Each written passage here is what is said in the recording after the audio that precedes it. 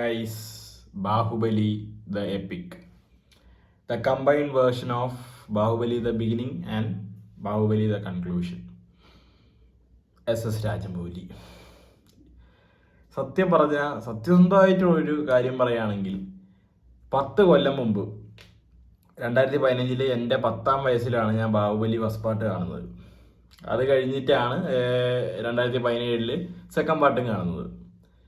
അപ്പോൾ അന്നേ എൻ്റെ ആ ഒരു ചെറിയ മനസ്സിൽ ആ ഒരു ഒരു 10 വയസ്സ് അല്ലെങ്കിൽ 12 വയസ്സുകാരൻ്റെ ബുദ്ധിയിൽ എനിക്ക് തോന്നിയൊരു കാര്യമാണ്, എങ്ങനെയാണ് ഒരാൾക്ക് ഇങ്ങനെ ഒരു സിനിമ ഉണ്ടാക്കാൻ പറ്റുന്നത്. കാരണം എക്സിക്യൂഷൻ എന്ന് പറഞ്ഞാൽ അറ്റ് മോസ്റ്റ് ആ ഒരു ആ പടത്തിൻ്റെ ഒരു കംപ്ലീറ്റ് ഇമോഷൻ ഓഡിയൻസിലേക്ക് എത്തിച്ച ഒരു ശൈലി. പ്രഭാസ് എന്ന് പറഞ്ഞൊരു നടന് ഇത്രയധികം ഒരു പൊട്ടൻഷ്യൽ ഉണ്ടെന്ന്, റാണ ദാഗുപതിനെ പോലുള്ള ഒരു കിടിലൻ വില്ലനെ, പിങ്കളദേവൻ, നാസറേട്ടൻ, അങ്ങനെ പലവരെയും പ്രേക്ഷക മനസ്സിൽ ഇടം കൊള്ളിക്കാൻ സാധിച്ച മനുഷ്യൻ SS രാജമൗലി. ഞാനിത് എലാബറേറ്റ് ചെയ്ത് പറയുന്നുണ്ടെങ്കിൽ എൻ്റെ ഉള്ളിൽ നിന്ന് വരുന്നത് തന്നെയാണ് കേട്ടോ ഗൈസ്. എനിക്കിത് ഞാൻ സത്യം പറഞ്ഞാൽ ഞാൻ ഇങ്ങനെ ഒരു വീഡിയോ ചെയ്യണമെന്ന് വിചാരിച്ചതല്ല. ബാഹുബലി ഓക്കെ കാണാം, കണ്ടിട്ട് ഉണ്ടായിരിക്കാം. കാരണം എല്ലാവർക്കും അറിയാം, എല്ലാവർക്കും എല്ലാം അറിയാം, ആ സിനിമ എന്താണെന്ന് അറിയാം, ബാഹുബലി എന്നുള്ള സിനിമേൻ്റെ ഒരു എഫക്റ്റ് എന്താണെന്ന് എല്ലാവർക്കും അറിയാം, ഒരു ഇമോഷൻ എന്താണെന്ന് എല്ലാവർക്കും അറിയാം. അപ്പോൾ ഇത് ചെയ്യണമെന്നുള്ളൊരു സംശയം എനിക്ക് ആദ്യം ഉണ്ടായിരുന്നു. പക്ഷെ കണ്ടു കഴിഞ്ഞ് വന്നപ്പോൾ എനിക്ക് എന്തൊക്കെയൊക്കെയോ പറയണം എന്നുള്ളൊരു ഒരു ത്വര ഉള്ളിലുണ്ട്. അതുകൊണ്ടാണ് ഞാൻ പറയുന്നത്. അത് ഇപ്പോൾ ആക്ടേഴ്സ് ആയാലും technical assistance, cameraman, editor, music, കീരവാനീൻ്റെ music, to be honest I'm saying that Baahubali first പാർട്ടിനെക്കാട്ടും എനിക്ക് കുറച്ചും കൂടി ഇഷ്ടം കൂടുതൽ സെക്കൻഡ് പാർട്ടിനോടാണ്.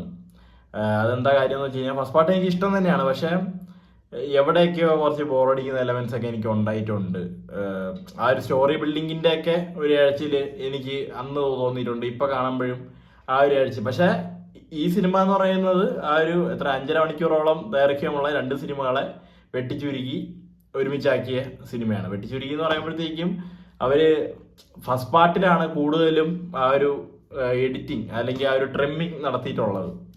എന്താണെന്ന് വെച്ച് കഴിഞ്ഞാൽ അതിലുള്ള പല സീൻസും അവർ വോയിസ് ഓവറിലൂടെ കൊണ്ടുപോയിട്ടുണ്ട്. എക്സാമ്പിൾ പറയാനാണെങ്കിൽ ഈ മഹേന്ദ്രൻ അഥവാ ശിവ എന്നുള്ള ക്യാരക്ടർ ചെയ്ത പ്രഭാസിൻ്റെയും അവന്തികേൻ്റെയും റൊമാൻറ്റിക് പോർഷൻസ് ഒക്കെ ഉള്ള സീൻസൊക്കെ ഭയങ്കര തരംഗമായിട്ടുള്ള ഒരു സംഭവമാണ്. അതൊക്കെ പലവർക്കും ഇഷ്ടമുള്ളതും പലവരും കാണാൻ ആഗ്രഹിച്ചതായിട്ടുള്ള സീൻസാണ് അതൊക്കെ. ആ ഒരു പാട്ടായാലും പച്ചത്തീ എന്ന് പറഞ്ഞ പാട്ടായാലും അങ്ങനെ പല കാര്യങ്ങളൊക്കെ അതൊക്കെ അവർ വോയിസ് ഓവറിലൂടെ പറഞ്ഞു പോയി. അപ്പോൾ എനിക്ക് വേറൊക്കെ സംഭവം തോന്നിയതെന്ന് വെച്ച് കഴിഞ്ഞാൽ, ഈ സിനിമ ഇപ്പോൾ ആദ്യമായിട്ട് കാണുന്നവരുണ്ടെങ്കിൽ, അവർ തിയേറ്ററിൽ പോയി 2 പടം കൂടി ഒരുമിച്ച് കാണുന്നവരുണ്ടെങ്കിൽ അവർക്ക് ചിലപ്പോൾ ഇതിൻ്റെ ചില ഇമോഷൻസ് കിട്ടാതെയാവും. സെക്കൻഡ് പാർട്ടിനെ കിട്ടും. കാരണം സെക്കൻഡ് ഹാഫിൽ ആ ഒരു സെക്കൻഡ് പാർട്ടിനെ നല്ല രീതിക്ക് തന്നെ അവർ കാണിച്ചിട്ടുണ്ട്. എന്ന് വെച്ച് കഴിഞ്ഞാൽ ആ ഒരു സിനിമേൻ്റെ അധികം ഒന്നും വെട്ടിച്ചുരുക്കാതെ തന്നെ ആ സിനിമയെ കാണിച്ചിട്ടുണ്ട്. വളരെ ചുരുക്കം പോർഷൻസ് മാത്രമേ വെട്ടിച്ചുരുക്കിയിട്ടുള്ളൂ. ഫസ്റ്റ് പാർട്ടിലാണ് അവർ മെയിനായിട്ട് ആ ഒരു ട്രിമ്മിങ് നടത്തിയിട്ടുള്ളത്. അപ്പോൾ കാണുന്നവർക്ക് ഒരു ഇതുണ്ടാവും. അപ്പോൾ അങ്ങനെയുള്ളവർ അല്ലാത്ത 2 പടവും സ്റ്റാൻഡ് ലോൺ സൈറ്റ് ഇങ്ങനെ നിർത്തി കാണുന്നതായിരിക്കും നല്ലത്. പക്ഷെ ഇതൊക്കെയാണ് ഒരു സെക്കൻഡ് പാർട്ടിലോട്ടുള്ള എന്ന് വെച്ചാൽ പുള്ളീൻ്റെ ഒരു വിഷൻ. രാജമൗലി എന്ന് പറയുന്ന ആ മനുഷ്യൻ്റെ ഒരു വിഷൻ, അത്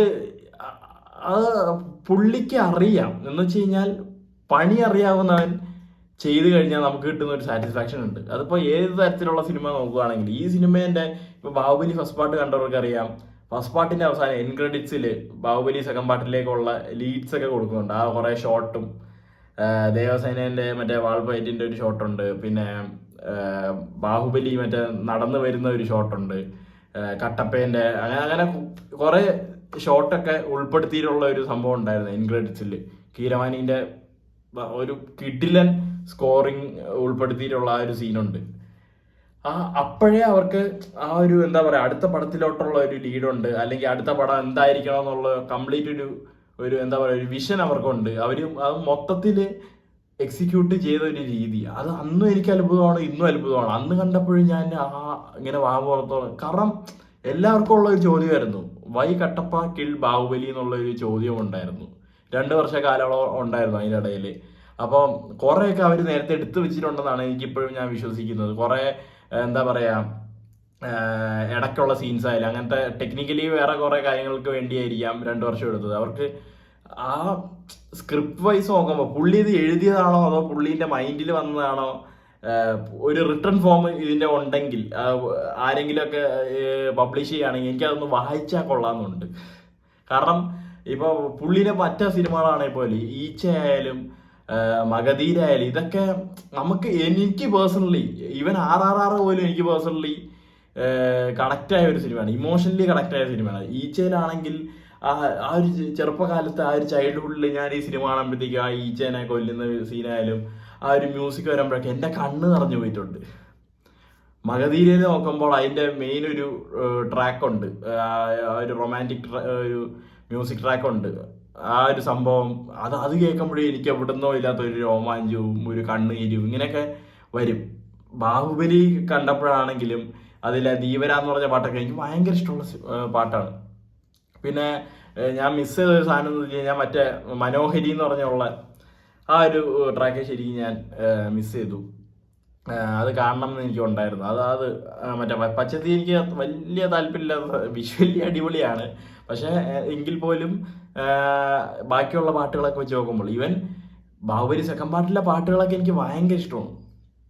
അതും മലയാളം വെർഷനൊക്കെ ഞാൻ പണ്ട് ഇങ്ങനെ ലൂപ്പിലിട്ട് എൻ്റെ പഴയ സിസ്റ്റത്തിലിട്ട് ഞാൻ ഇങ്ങനെ കേട്ടിട്ടുണ്ട്. അപ്പോൾ ആ ഒരു രീതിയിലുള്ള ഒരു ഇമോഷണൽ കണക്ഷനാണ് എനിക്ക് അന്നുണ്ടായത്. അത് തന്നെയാണ് എനിക്ക് ഇപ്പോഴുള്ളത്. ഇപ്പോഴും ആ സീനൊക്കെ കാണുമ്പോൾ രോമാഞ്ചിഫിക്കേഷനാണ്. സത്യരാജ് പറയാൻ വിട്ട്, Kattappa the main man in this movie.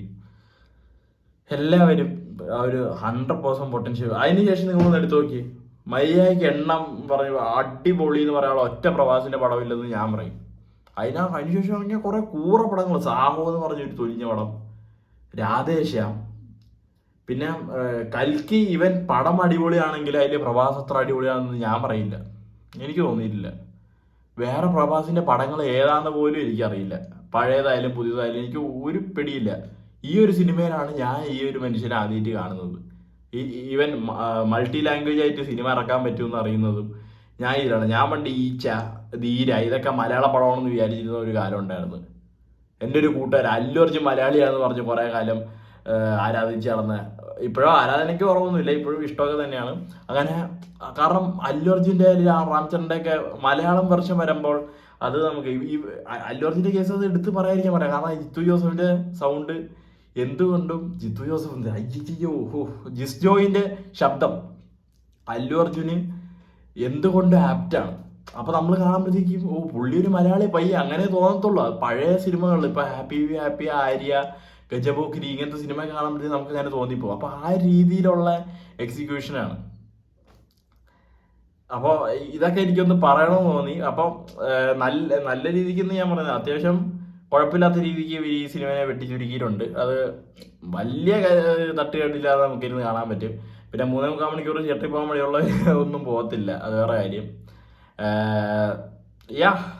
Finally ആ ഒരു മൊമെൻറ്റ്, ബാഹുബലിനെ കൊല്ലുന്ന മൊമെൻ്റ് ആയാലും അതിൻ്റെ ജയ് മഹിമതി വിളിക്കുന്ന മൊമെൻ്റ് ആയാലും അതിൻ്റെ ഉള്ള ആ ഒരു എന്താ പറയുക, ഒരു രോമാഞ്ചിഫിക്കേഷനൊക്കെയാണ്. മറ്റേ മഹേന്ദ്ര ബാഹുബലി എന്നൊക്കെ പറഞ്ഞ് കൊച്ചിനെടുത്ത് പൊക്കുന്നതായാലും, രമ്യ കൃഷ്ണൻ്റെ ആ ഒരു കഥാപാത്രം, ശിവകാമി, അനുഷ്ക ഷെട്ടി, അവരുടെയൊക്കെ ആ ഒരു വുമൻ ക്യാരക്ടേഴ്സിന് പോലും അവർ കൊടുത്തിരിക്കുന്ന ഒരു ബോൾഡ്നെസ്സും ഒരു സ്ട്രെങ്ത്തും ഒരു പൊട്ടൻഷ്യലും അവരുടെ വാക്കിനും അവരുടെ നോട്ടത്തിനും, ഈ രമ്യാകൃഷ്ണന്റെ കണ്ണിൽ കൂടി തീ കത്തിച്ചൊരിക്കണ പോലത്തെ ഒരു സാധനങ്ങളൊക്കെ ഉണ്ട്. അതൊക്കെ big fan of your work sir, അത് പറയാതിരിക്കാൻ വയ്യ.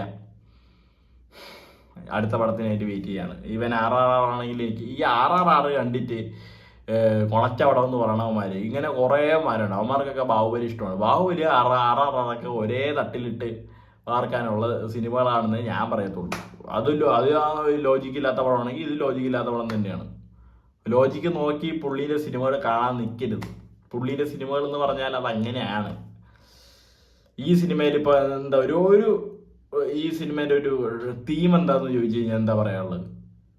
കുശുമ്പ്, കുന്നായ്മ, പക, വിദ്വേഷം, അതൊക്കെ തന്നെയല്ലേ കഥ. പക്ഷെ അവരത് കംപ്ലീറ്റ്ലി ആ ഒരു എൻവയൺമെന്റ് സൃഷ്ടിക്കുന്നതും നമ്മളിലേക്ക് അത് എത്തിക്കുന്നതായിട്ടുള്ള രീതിയാണ് വേറിട്ട് നിൽക്കുന്നത്. അതുകൊണ്ട് തന്നെയാണ് ഈ സിനിമയ്ക്കൊക്കെ ഇത്ര ഫാൻ ഫോളോയിങ് ഉള്ളത്.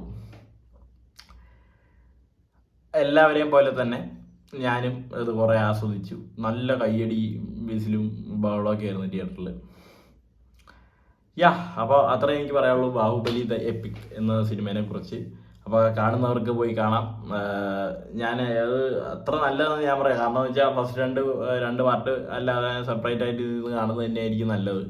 അതല്ല, നിങ്ങൾക്ക് സിനിമ കണ്ട ഒരാൾ പിന്നെ ഒന്ന് റീവിഷ്വലൈസ് ചെയ്ത ആ ഒരു എക്സ്പീരിയൻസ് നിങ്ങൾക്ക് കിട്ടണമെന്നുണ്ടെങ്കിൽ നല്ല ഏതെങ്കിലും തിയേറ്ററിൽ പോയി സിനിമ കാണുക. അത് പറയാതിരിക്കാൻ വയ്യടേ. So that's all with Baahubali. Bye by.